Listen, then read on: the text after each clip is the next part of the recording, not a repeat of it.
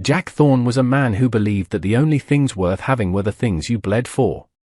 He had spent the first half of his life looking down the barrel of a Colt Navy revolver, a notorious gunslinger whose name was whispered in saloons from Tucson to Deadwood. He had buried that life, along with his guns, beneath the frozen soil of the Wyoming Territory, trading lead for land. Now, he ran the Iron Ridge Ranch, a sprawling empire of 3,000 acres that he ruled with the same cold, calculated precision he had once used to clear a street of outlaws. It was the dead of winter, late October 1883, and the Wyoming wind didn't just blow, it screamed. The snow had been falling for 3 days straight, blanketing the plains in a suffocating layer of white that hid the horizons. The temperature had dropped low enough to freeze water in a canteen within minutes. To Thorne, the brutal weather was just another adversary to be outlasted. He believed in grit. He believed that if you worked hard, kept your head down, and made smart decisions, you survived. If you didn't, you perished. It was a philosophy forged in gun smoke, and he applied it to every soul who worked his land. He employed over 40 hands to manage 2,000 head of cattle. His reputation in the nearby town of Oak Haven was one of absolute authority. Jack Thorne didn't tolerate laziness, didn't hand out charity, and didn't ask questions about a man's past, mostly because he didn't want anyone asking about his. His business was keeping the ranch profitable. What his workers did after the dinner bell rang was their own affair. That distance, that wall he built between himself and the people who served him, had served him well. Until the night the snowstorm revealed a crack in his armor. Thorne was in his study, a small, austere room attached to the main house where he kept his ledgers and a bottle of rye whiskey. The rest of the ranch had gone silent. The hands were packed into the bunkhouse, the horses were stalled, and the only sound was the house groaning under the weight of the wind. Thorne stood up, his joints popping. He walked to the window to latch the shutter against the gale when a shadow caught his eye. Movement near the barn. Thorne's eyes narrowed. Instincts honed by years of gunfights flared to life. The barn was locked. The livestock was secured. No one had business out there in a blizzard. He watched as a small figure slipped through the side door, barely visible against the driving snow. His jaw tightened. Rustlers were bold, but rarely stupid enough to strike in weather like this. Still, old habits died hard.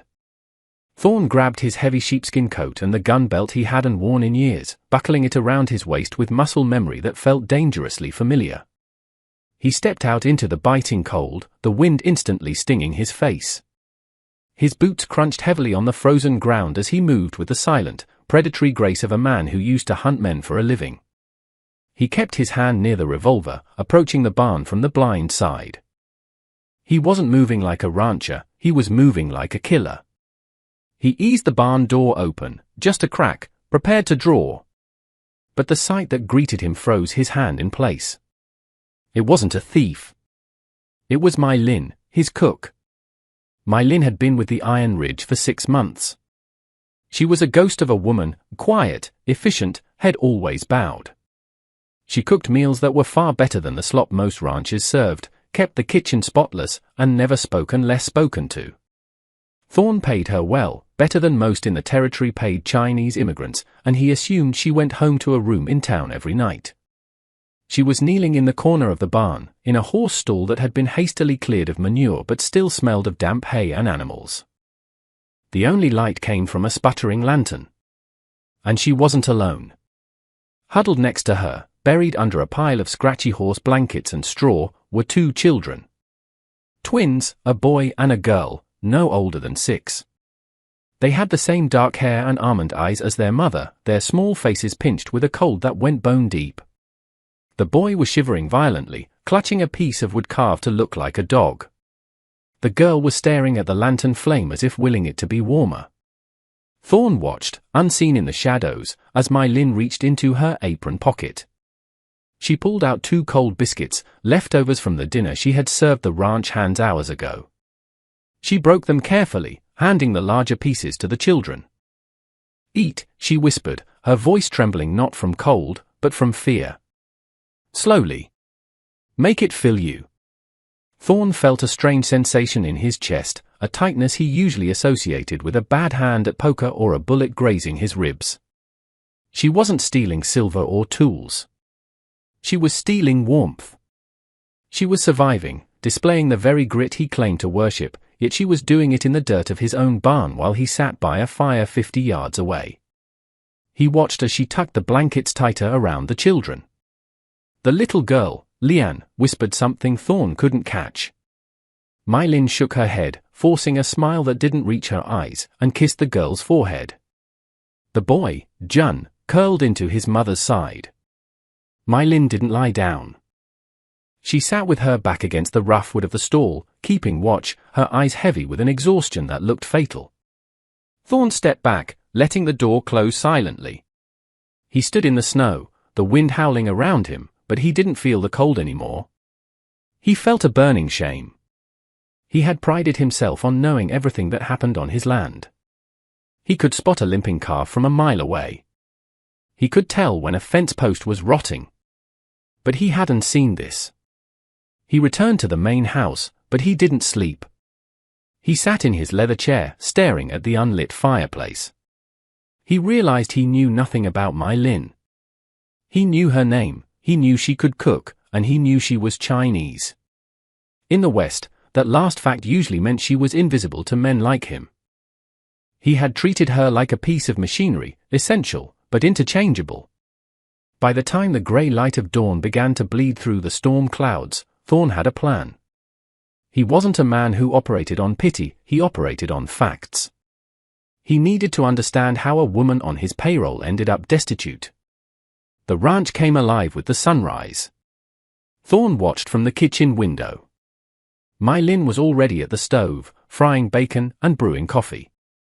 She looked immaculate, her hair pulled back tight, her apron clean. If he hadn't seen her in the barn, he would never have known she had spent the night freezing in straw. He walked into the kitchen. The heat of the stove hit him, contrasting sharply with the memory of the barn. "Morning, Mr. Thorn," she said, her voice steady, eyes fixed on the skillet. "Mylin," Thorn said, his voice dropping an octave lower than usual. "Leave the bacon. We need to talk." She froze. The spatula trembled in her hand. Did I burn something, sir? I can start over." "It's not about the food," Thorn stepped closer. "It's about where you sleep." The color drained from her face.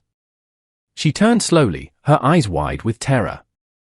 In her world, discovery didn't mean help, it meant eviction. It meant being cast out into the snow. "Mr. Thorn, please," she whispered. "I won't let it happen again. I'll find a place. Please don't fire me. My children." "Stop," Thorn said. He didn't shout, but the command was absolute. "I'm not firing you. But I am going to town. And when I get back, we're going to fix this." He turned and walked out before she could respond. He found his foreman, Boone, by the corral. Boone was a grizzly of a man, loyal as a dog but rough around the edges. "Boone," Thorn said, pulling on his riding gloves. "How long have you known?" Boone blinked, spitting a stream of tobacco juice into the snow. "Known what, boss?" "That the cook is living in the horse stall with 2 kids." Boone winced. He took off his hat, running a hand through his thinning hair. "About 3 months. Caught her sneaking in one night in September. She begged me not to tell you. Said she was afraid you'd think she was bringing trouble to the ranch. You know how folks are about her kind. And you let her stay there? In winter." Thorn's voice was like grinding stones. "She's stubborn, Jack. And she's terrified. She said she's saving every penny to pay off some debt. I figured as long as she did her work, it wasn't my place to pry." "It is your place," Thorn snapped. "If it happens on my land, it's my business. Saddle my horse. I'm going to Oak Haven." The ride to town was brutal, the wind cutting through Thorn's coat, but his anger kept him warm. Oak Haven was a collection of wooden buildings clinging to the edge of civilization. Thorn rode straight to the general store. Mrs. Gable, The proprietor looked up as Thorne stomped the snow off his boots. "Mr. Thorne. Terrible weather for a ride." "I need information, Martha," Thorne said, leaning his hands on the counter. "My Lynn. My cook. What do you know about her?" Mrs. Gable's face softened into a look of tragic knowing. "Oh, that poor creature. I assume you found out." "Found out what?" "About her husband. Chen. He worked the mines up at Silver Peak. Died in a collapse last year. The company claimed it was user error, of course. Didn't pay a dime. But Chen had taken out loans to pay for passage for his wife's parents, who died on the journey anyway. When he died, the debt fell to my Lynn." "How much debt?" Thorne asked. "To the mining company? And the local lender, Silas Vane? Last I heard, with the interest rates they charge immigrants. Near $400. Thorne's knuckles turned white. $400 was a fortune. A cowboy made $30 a month if he was lucky. She was drowning, and the sharks were circling. "She's been paying it," Mrs. Gable whispered. "Every cent she earns. She buys almost no food for herself. Just enough for the little ones." Thorne left the store and went to the doctor's office next. Doc Holloway confirmed the rest. One of the twins, the boy, had been sick with pneumonia in the fall. The treatment had cost her the last of her savings. "She sold her wedding ring to pay me," Holloway said, cleaning his spectacles. "I told her I could wait for the money, but she has pride, Jack. Too much of it." Thorne walked back to his horse.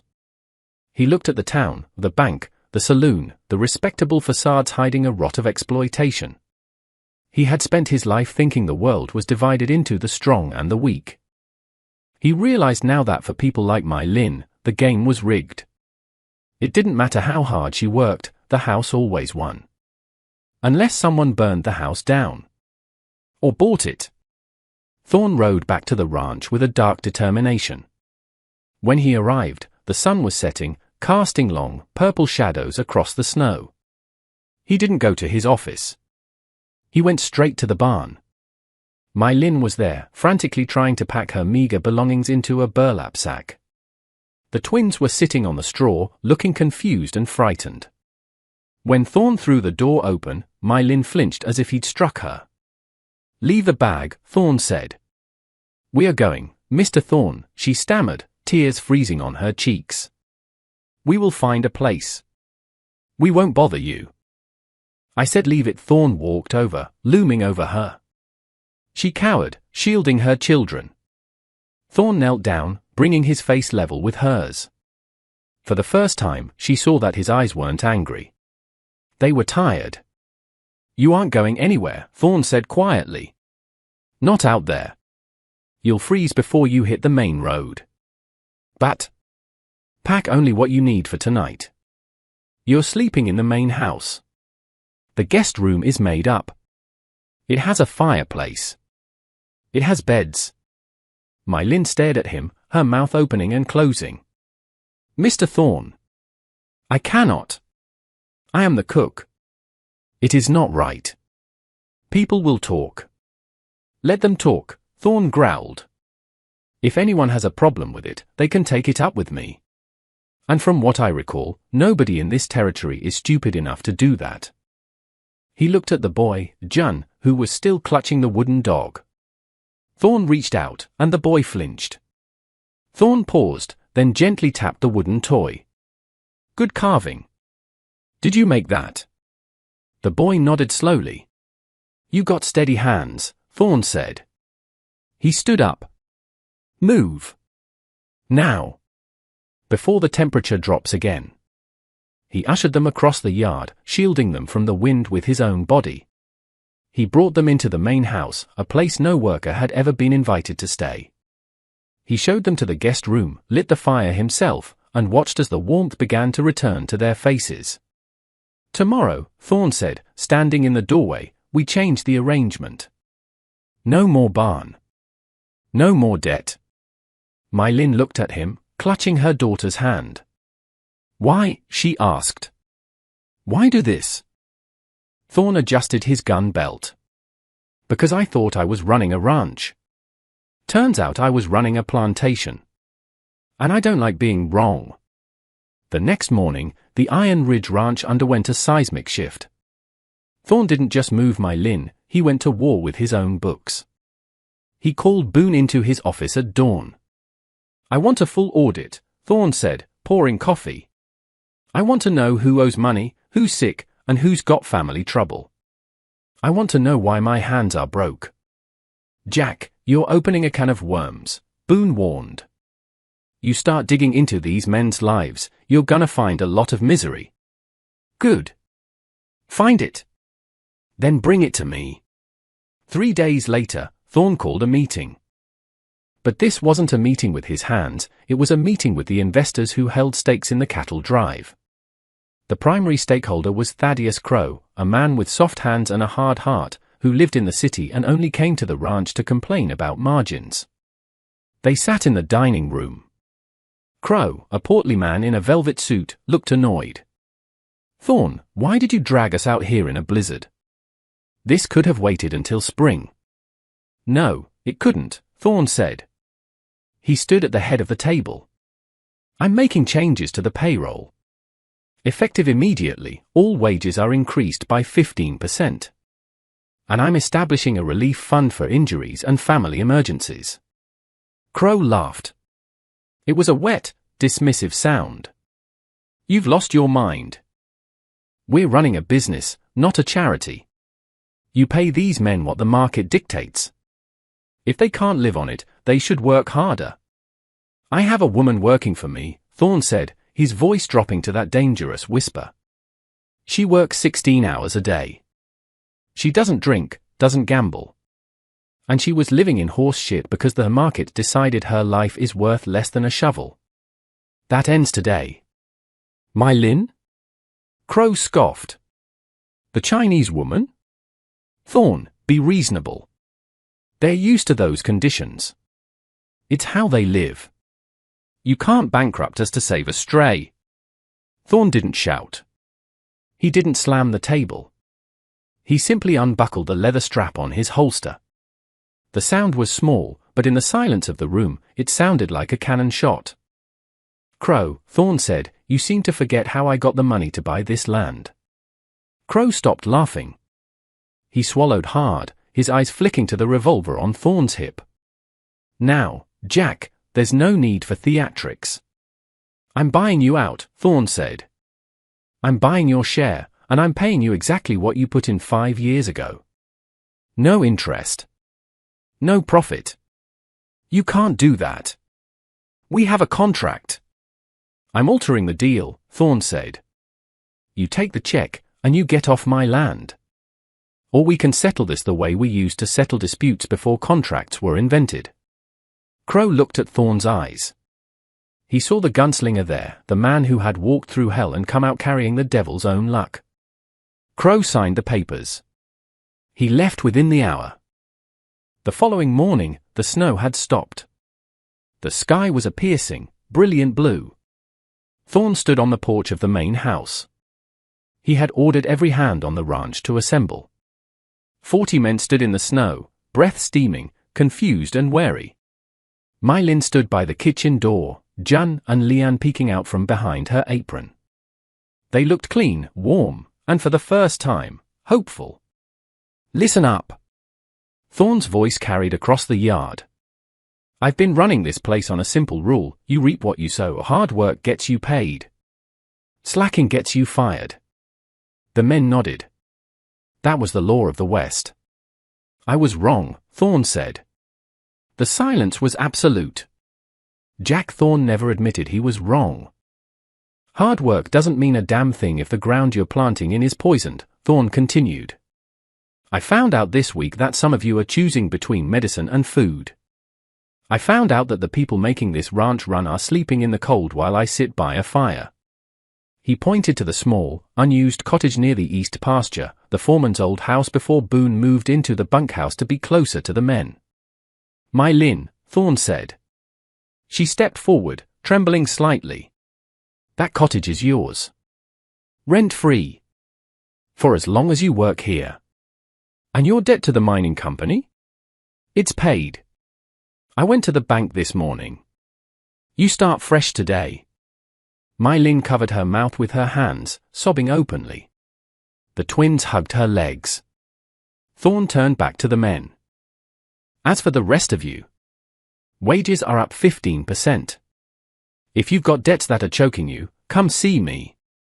We'll work it out. I'm not giving you a handout. I'm investing in my property. And you men, you are the ranch.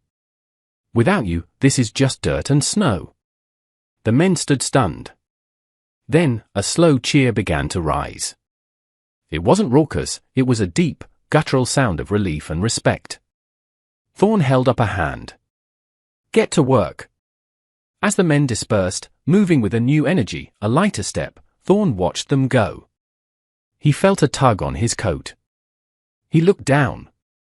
It was the boy, June. He held up the wooden dog he had been carving.